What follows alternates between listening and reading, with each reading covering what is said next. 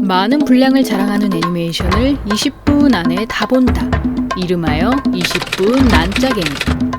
오늘 다룰 작품은 타케우치 요시카즈의 소설 퍼펙트 블루를 원작으로 영화 원초적 본능의 스토리에서 많은 영향을 받았으며 애니메이션만이 표현할 수 있는 독특한 연출을 통해 꿈과 현실에 대한 호접지몽과 당시 일본 사회의 연예계 등의 많은 사회 현상을 비판하고 주인공 미마가 또 다른 자신의 인격, 즉 가상의 본인과 충돌하며 자신의 정체성을 찾아가는 과정을 다룬 작품 퍼펙트 블루입니다. 본 영상은 퍼펙트 블루 원어 더빙판을 기준으로 제작되었음을 알립니다. 파워트론이란 슈퍼 히어로 쇼가 열리던 어느 놀이공원의 무대. 그 무대에서 곧 열리게 될 아이돌 참회 공연을 기다리던 팬들은 이번 공연이 참회 멤버 키리고의 미마의 은퇴 무대라는 소식에 아쉬움을 토로하고 있었는데 で最終日の今日宣言って話じゃない。こんなイベントで意外と寒いね。みまりんも最近バラ売りが多いしね。みまりんだけは女優って感じ。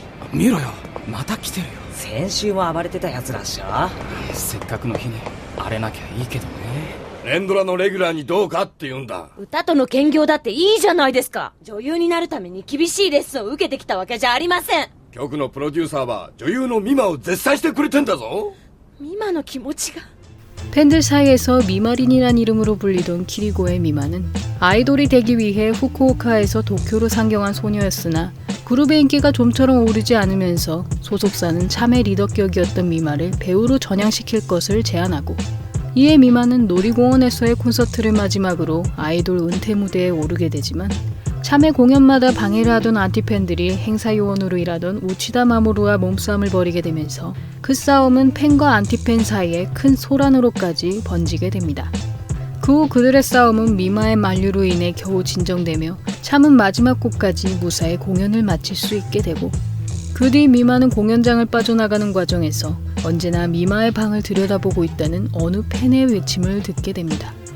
그렇게 아이돌로서의 은퇴식을 마친 뒤 집으로 돌아온 미마는 방벽에 붙어있던 참회 포스터를 치워버리며 앞으로는 배우로서의 활동에 매진하기로 결심하는데 그 과정에서 오늘 받은 팬레터를 읽어보던 그녀는 미마의 방을 링크해 두었다는 편지 문구를 발견하게 되며 공연장에서 들었던 어느 팬의 외침을 떠올리게 되고 그 후 미마는 수화기 너머로 아무것도 들리지 않는 전화와 배신자라고 적혀있는 콜라주 편지를 팩스로 받아보게 됩니다.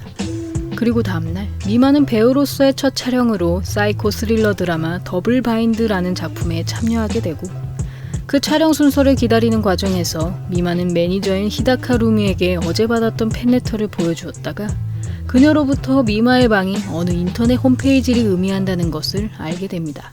じゃあ次シーン30に行きます。リカの妹入って。待ってて。緊張は少し。たった一言じゃ緊張しようもないか。あなた誰なの？あなた誰なの？局の方にこんなに来てましたよ、ファンレター。ありがとうございます、手島さん。おっと、これは違うな。教えてくださいよ。犯人は誰なんですか？ダメダメ。それは後のお楽しみなんだから。けどどうするかね、犯人。そろそろ決めないとさ。おはようございます、手島さん。いや、美馬ちゃん評判いいよ。それにしてはちょっとセリフが少ないような。先生、お願いしますよ。もうちょっと美馬を活躍させてくださいよ。アイドルでしょう、彼女。使いにくいんだよね。大丈夫。もうアイドルは卒業させましたから。そうだ、これ美馬ちゃん宛て。 드디어 미마의 촬영이 시작되면서 그녀의 한 줄짜리 대사가 울려 퍼지려던 순간 미마의 프로듀서인 타도코로가 뜯어보던 편지에서 갑자기 폭발이 일어나게 되고 그 충격으로 인해 파편화된 편지에는 경고의 내용이 담겨 있었으므로 미마는 어제부터 느꼈던 시선과 위화감이 자신의 착각이 아니었음을 깨닫게 됩니다. 그날 밤 미마는 루미에게 컴퓨터 사용법을 배우며 오늘 있었던 일을 경찰에 신고해야 한다고 이야기하지만 이에 루미는 타도코로가 신고하지 말 것을 지시하였다며 그저 누군가의 짓궂은 장난일 뿐이라고 미마를 안심시킵니다. 그 후 미마는 루미에게 배운 내용을 토대로 미마의 방 홈페이지에 접속해 보았다가 거기서 미마의 일기라는 글들을 발견하게 되고 그녀는 자신의 습관들을 적어놓은 글의 내용에 신기해하던 것도 잠시 자신의 일거수일투족을 적은 글들과 오늘 드라마 촬영 당시 자신이 했던 말들, 연습했던 대사의 음성까지 등록해 놓은 것을 보게 되자 미마는 큰 공포에 휩싸여 자신의 주변에 스토커가 있음을 확신하게 됩니다. たったの3カットですよ。チャムを卒業してまでする仕事ですか？これが。ここが正念場なんだ。ミマが一人前の女優として認められるかどうかのな。ミマはアイドルで売っていくべきですよ。日高ルミが現役だった頃とは時代が違うのよ。ミマが生き残れるかどうかの選択なんだって。すいませんね、生き残れなくて。レコードセールスなんて事務所には大して利益になんないのよ。悪かったっすね。大して利益にならなくて。どうよ、新生チャムの方は。 한편 지하철을 타고 있던 미마는 자신을 지켜보는 이가 있을 것이라는 공포심에 황급히 역을 빠져나와 곧장 소속사 사무실로 들어가고 그 과정에서 엘리베이터에 붙어있는 신문 조각을 통해 안티페니의 뺑소니 사고 소식을 접하게 된 그녀는 그 순간 자신을 바라보고 있던 우치다를 발견하게 되며 그 신문 조각을 붙여놓은 사람이 우치다라는 것을 짐작하게 됩니다. 그 후 미마는 사무실에서 참의 첫 100위 차트 진입 소식을 듣게 되며 자신이 배우로 전향하지 않았다면 저 자리에 자신도 있었을지도 모른다는 생각과 이젠 참의 미마린으로서 돌아갈 자리는 더 이상 존재하지 않는다는 것을 깨닫게 되고 이에 미마는 작은 비중의 역할일지라도 열심히 촬영에 임하게 되지만 어느 날 각본가 시부야가 새롭게 스토리를 전개하면서 그녀의 배역이 강간신을 소화해야 한다는 소식을 듣게 됩니다. 冗談じゃありません。レイプシーンなんて。後半の鍵を握る重要な役なんだぞ。ミマはアイドルですよ。ただでさえ脚本が遅れて美術スタッフが殺気立ってるんだ。渋谷先生にだってうちはアイドルを脱皮させますって言ったのに。タレントを守るのは私たちの仕事でしょ。私やるよ。だって女優になるって決めたんだもん。ちゃんと考えてよ。どうなるか分かってるの？本当にレイプされるわけじゃないんだよ。私やるよ。ちゃんと頑張るから。私絶対嫌だからね。 결국 여러 사정을 생각하여 강간신을 촬영하게 된 미마는 여러 컷을 위해 카메라 위치에 따라 계속 같은 장면을 반복하게 되는데 그 모습을 지켜보던 루미는 괴로워하는 미마의 모습에 결국 자신 또한 눈물을 흘리게 되고 미마는 촬영 과정에서 점점 정신을 놓아버리게 되며 아이돌로서의 자신과 이별을 고하게 됩니다. 그 후 집으로 돌아온 미마는 자신이 아끼던 네오테트라 물고기가 2마리를 제외하고 모두 죽은 것을 발견하며 그 슬픔과 함께 오늘 촬영에 대한 울분을 터뜨리기 시작하고 그 과정에서 그녀는 또다시 아이돌의 모습을 한 자신의 환영을 발견하게 됩니다. 그날 이후 미마는 점점 배우로서의 인지도를 올리게 되지만 한편으로는 자신만의 아이돌이라 생각했던 기존 팬들에게 외면당하기 시작하고 거기다 미마의 방에는 그녀의 의사와는 달리 미마가 억지로 배우 생활을 하고 있다는 내용이 기록되며 미마는 그 컴퓨터 화면 속에서 자신이 진짜 미마라고 주장하는 자신의 환영을 또다시 만나게 됩니다. 本当はアイドルに戻りたいと思ってるくせに。違うって私はもう。そうよね。もうアイドルなんかじゃないもんね。だってあなたはもう汚れちゃったもの。あなたはもうあの光の中には戻れない。これからは私が光であなたは影よ。何言ってるの？あなた誰なの？汚れちゃった汚れちゃった。やめてやめてったら。待って待って。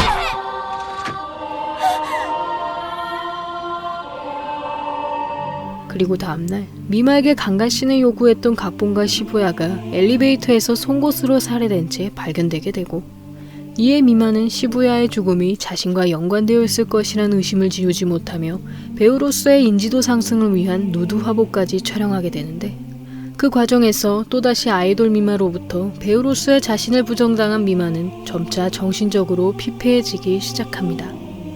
한편 미마의 팬이었던 우치다는 미마가 강간신을 촬영한 이후부터 미마의 방에 미마에게 급속도로 빠져들게 되며 미마니아라는 이름으로 온라인의 미마와 메일을 주고받기 시작하고 이에 우치다는 점점 실존하는 미마가 아닌 온라인의 미마를 진짜라고 믿게 되며 미마가 없는 참의 무대에서도 아이돌 미마의 환영을 보게 됩니다.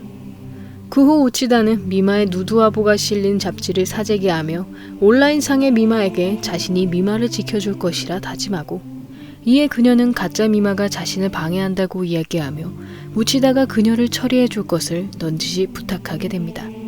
그러던 어느 날 미마는 오랜만에 참여 멤버들을 만나기 위해 그들이 일하는 라디오 방송국에 들렀다가 그 자리에 함께 앉아있는 아이돌 미마의 환영을 보게 되고 이에 그녀는 어디론가 향하는 아이돌 미마의 뒤를 쫓아가던 중 갑자기 등장한 우치다의 트럭에 치이게 되지만 사실 그것은 그녀의 꿈이었는데 どう女優の仕事には慣れた？大変だけど自分で選んだことだからねえミマ、もしかして嫌がらせとかされてない？私も見てみたのよ、例のホームページ。イメチェンへの抗議にしてもちょっとね。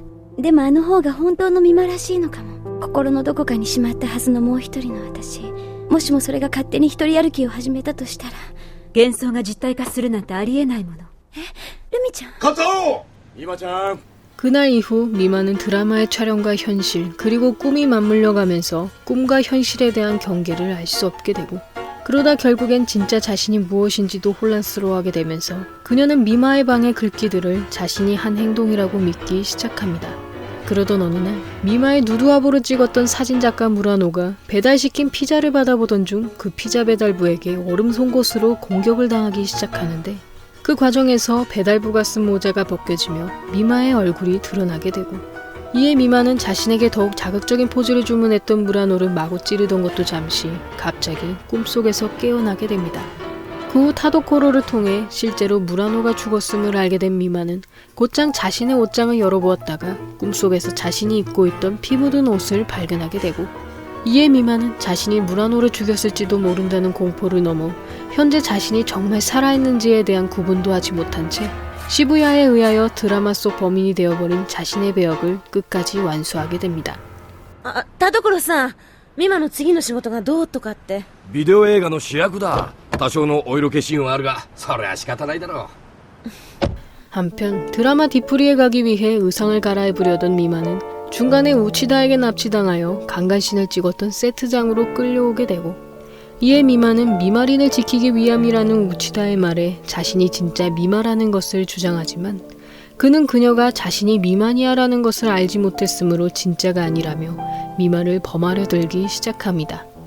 이에 미마는 주변에 있던 장도리로 그의 머리를 후려치며 우치다를 쓰러뜨리게 되지만 나중에 루미와 함께 다시 그곳을 찾아왔을 땐 우치다의 모습은 온데간데 없었고 그 후 루미의 차에서 잠든 뒤 미마의 방에서 눈을 뜨게 된 미마는 살아있는 네오테트라 물고기들과 떼어내지 않은 참외 포스터를 통해 이곳이 자신의 방이 아니라는 것을 알게 되는데 그 순간 아이돌 의상을 입은 루미가 그녀의 앞에 등장하게 됩니다. ルミちゃん、どうして？ルミちゃんはもう帰ったよ。変なこと言わないで。やっぱりアイドルは歌わなきゃね。なのに、あなたが邪魔ばっかりして。でもアイドルはね、ファンの人たちが守ってくれるの。ミマのお願いなんか何でも聞いてくれるんだよ。ミマニアさんはちょっと失敗だったけど。どうしてあの人？でも仕方ないよね。あなたのことは自分でまいた種だから。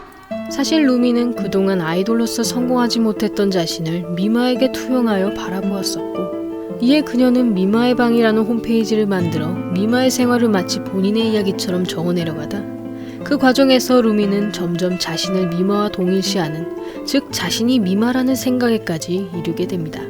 그러다 미마가 소속사의 사정으로 인해 자극적인 노출 연기를 하는 성인 배우가 되어버리자 루미는 자신의 이상적인 아이돌 미마가 사라졌다고 느끼며 아이돌 미마를 지키기 위해 진짜 미마를 제거하기로 결심하게 되고 그 후 루미는 아이돌 미마로서 증오스러웠던 시부야와 무라노 그리고 미마의 차기장을 또 성인물로 가져온 타도코로와 미마를 제거하는 것에 실패한 우치다까지 살해하게 됩니다. 그 후 루미는 자신이 직접 미마를 처리하기로 결심하게 되면서 미마를 아이돌 시절 미마의 방과 똑같이 꾸며놓은 자신의 방에 데려와 아이돌 미마로서 그녀를 공격하기 시작하고 이에 미마는 루미의 공격으로 인해 피를 흘리며 도망치던 중 우연히 거울에 비친 자신의 모습을 보게 되면서 겉모습에 대한 자기 최면을 떠올리게 되는데 さあ終わりにしよう。ミマは二人もいらないんだもん。私がミマよ。ミマはアイドルなんだよ。あなたは汚い偽物よ。そんなの知らない。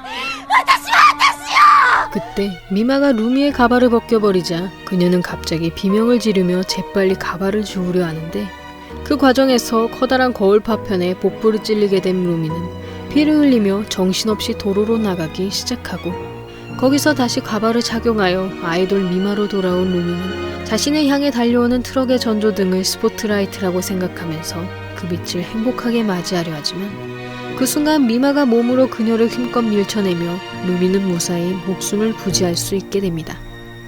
그로부터 세월이 흘러 배우로서 대스타로 성장하게 된 미마는 정신병원에 입원한 루미를 찾아오는데 時折ルミさんに戻ることもあるのですがもう会えないのは分かっているんです。